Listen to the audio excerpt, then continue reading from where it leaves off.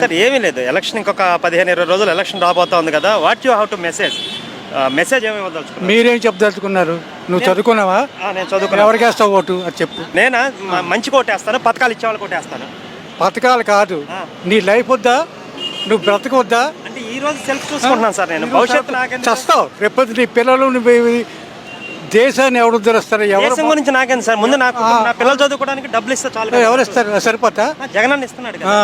అలాగైతే చస్తావు రేపు పొద్దున. ఎందుకు సార్ నువ్వు కాకపోతే చదువుకునేవాడు బుద్ధి ఉన్నవాడు ఎవడే ఏంటంటే వాడికి నేను చదువుకున్నాను సార్. నీకు బుద్ధి లేదు, బుద్ధి లేదు. మీ క్యారెక్టర్ ఉంటే ఏరండి జగన్కి అనేది. మీ నిజంగా మీ క్యారెక్టర్ ఉంటే ఏరండి. మీరు విశాఖ ఎంప్లాయ్. విశాఖపట్నం మరి మీకు రాజధాని వస్తుందని మళ్ళీ రాజధాని గాడిదికుంటే వాళ్ళు ఇచ్చి వాళ్ళు బొలవమని వేస్తే 30,000 మంది అది మానేసిస్తాడా? మొట్టమొదటి రాజధాని వస్తారు, వేరే ఏమి ఇచ్చాడు? ఏం చేశాడు ఈ 5 ఏళ్ళలో విశాఖపట్నానికి? మీకేం బుద్ధి ఉన్నోడు ఎవడ ఏడండి జగన్కి వేశాడంటే వాడు పెద్దవా లేకపోతే దొంగ బుద్ధు డబ్బులు కక్కుర్తి వేస్తున్నాడండి. మనిషి అనేవాడు వేయలేడండి. అంటే ఎవరు ఇస్తున్నారు?